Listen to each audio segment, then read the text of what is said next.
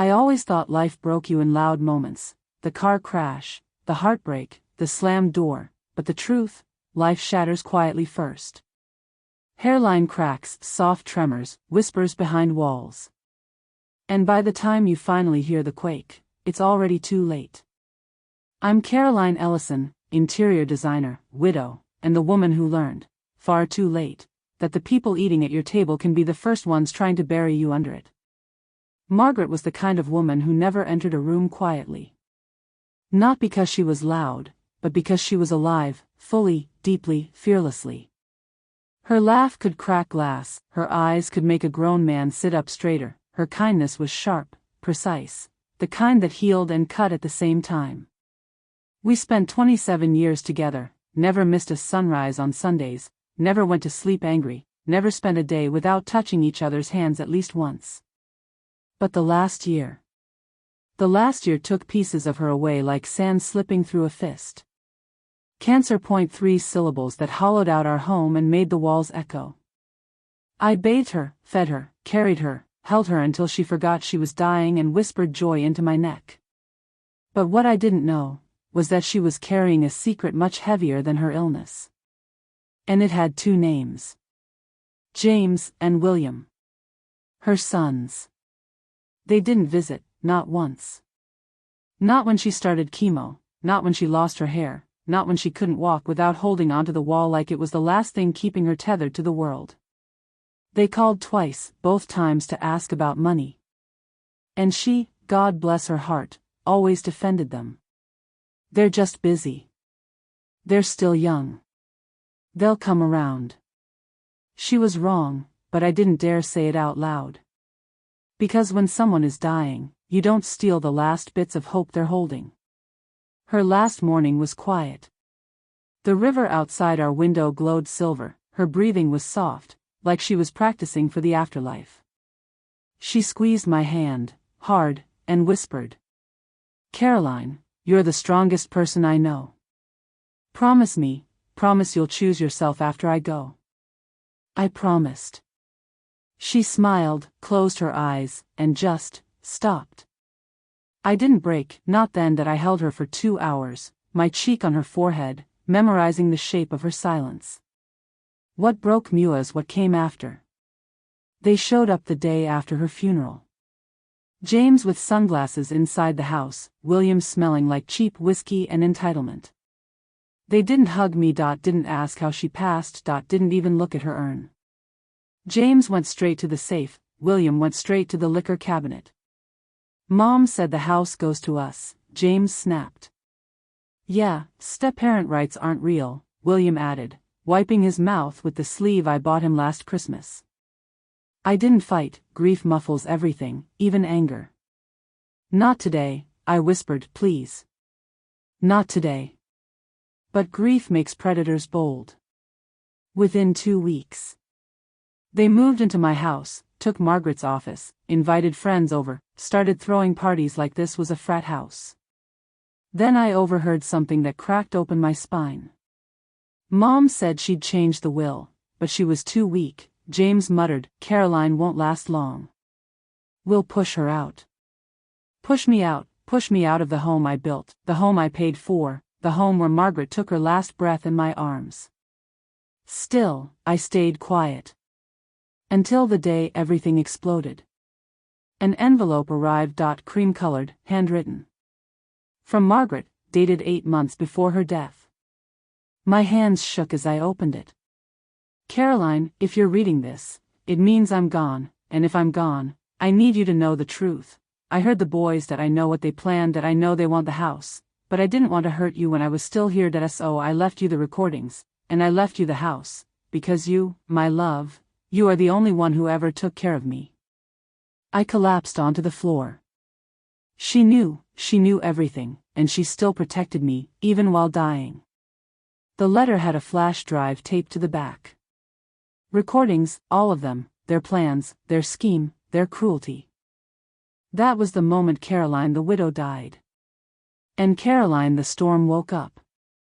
I took the recordings to Eleanor Harrington, a lawyer so sharp I swear she cuts air molecules when she walks. She listened. Didn't blink once. When the last recording ended, she looked up and said, "Caroline, these boys are not just cruel, that they're stupid, and stupid criminals are my favorite kind." Within a week, she filed for eviction, fraud, elder neglect, estate manipulation. And when the court date came, those men who swaggered through my hallways suddenly looked like wet puppies in a thunderstorm. We won every charge, every inch of property, every right Margaret gave me. And when the judge said, "Caroline Ellison maintains full ownership of the estate," I swear I heard Margaret exhale in relief from another world. 3 months later, I stood on my porch, 2 glasses of wine, 1 for me, 1 for her. Inside, movers carried out the son's things: trash bags, broken pride, cheap clothes, arrogance. James screamed, William cried, that I didn't flinch. "You can't do this," James yelled. "I already did," I replied softly. When the door slammed behind them for the last time, the house felt lighter, like it finally recognized its owner. Now I live alone, but not lonely. I drink my wine by the river at sunset, that I plant roses in the garden Margaret loved, that I cook dinner with her favorite playlist humming through the speakers. Some nights I feel the ache, some nights I feel her laugh, some nights I feel nothing at all. But every year, on eviction day, I pour 2 glasses, lift mine to the sky, and whisper, "We did good, baby." Never let anyone convince you that choosing yourself is cruel, never let guilt drag you into graves you don't belong in, and never, ever, let ungrateful people bankrupt your soul. Peace is expensive, but staying with the wrong people costs more. After the eviction, I expected silence, that I expected emptiness, that I expected grief. But instead, I found secrets Margaret had left for me. The safe deposit box Eleanor had insisted I check contained more than just papers. There was a journal, that a leather-bound journal, soft but firm, smelling faintly of lavender and old paper. Every page was a map of our lives together, designs we had dreamed, lists of friends to call, instructions for when I became too sad to move. And then, at the very end, a folded envelope marked, "For Caroline, when the world gets loud." Inside, photographs, not old ones, recent ones, of Liam and Noah scheming, of forged checks, of secret bank statements, even receipts for jewelry they sold from Margaret's estate. I had thought I knew betrayal, that I had thought the pain of losing her was the deepest cut, that I was wrong. This was ice in my veins. I called Sarah Kim again, her voice was calm, almost amused. "They're dumb, Caroline. But dangerous, that we can make sure they regret touching your life." We mapped it out. Eviction already underway. Fraud lawsuits filed. Audio evidence ready. Surveillance installed everywhere, inside lamps, behind paintings, even Margaret's needlepoint pillow. Sarah smiled. "I've seen liars break faster than a cheap chair, trust me." It felt good to hear someone say it out loud, that I wasn't crazy, that I wasn't imagining it, that I wasn't overreacting. I was finally empowered. I invited them to a family dinner after the eviction notice went out. Of course, they didn't know it was the trap. Liam swaggered in first, William followed, Harper, uncertain, clinging to William's arm. They looked around my dining room, which now smelled like victory and roasted rosemary. Every detail Margaret had loved was still here, her favorite candles, the framed sketches of our first home, the lavender bouquet on the table. "Mom.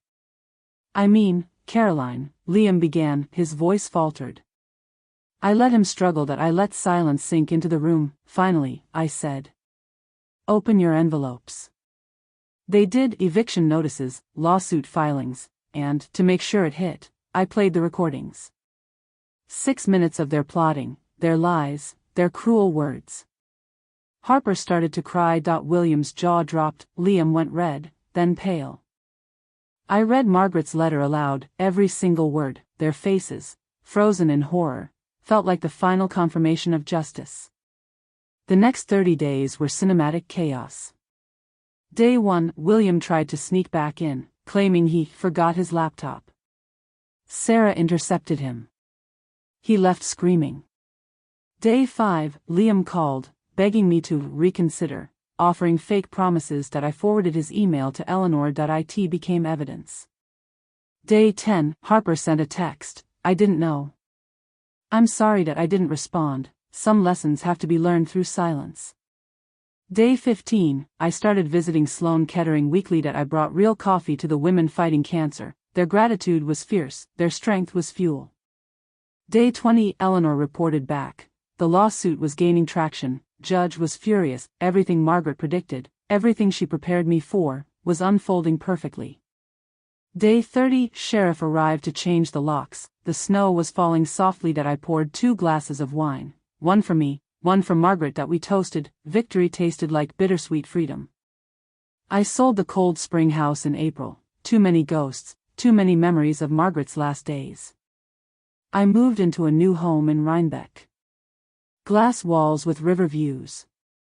Cedar accents that smelled like warmth. A garden Margaret and I had planned for decades, peonies, lavender, hydrangeas, the exact shade of her happiest eyes. I continued my work in design, but differently now. Fewer compromises. No fake clients. Every project intentional. And I gave back. The Margaret Ellison Design Scholarship at RSD now funds 10 students a year. I mentor young designers. Every Thursday, I visit the chemo floor at Sloan Kettering, sharing coffee and encouragement. Some nights, I cry, some nights, I laugh, some nights, I simply sit with her letter in my hands, reading her voice, feeling her guidance. Here's what I learned. Protect your peace. Don't let ungrateful people steal your joy. Family isn't always blood.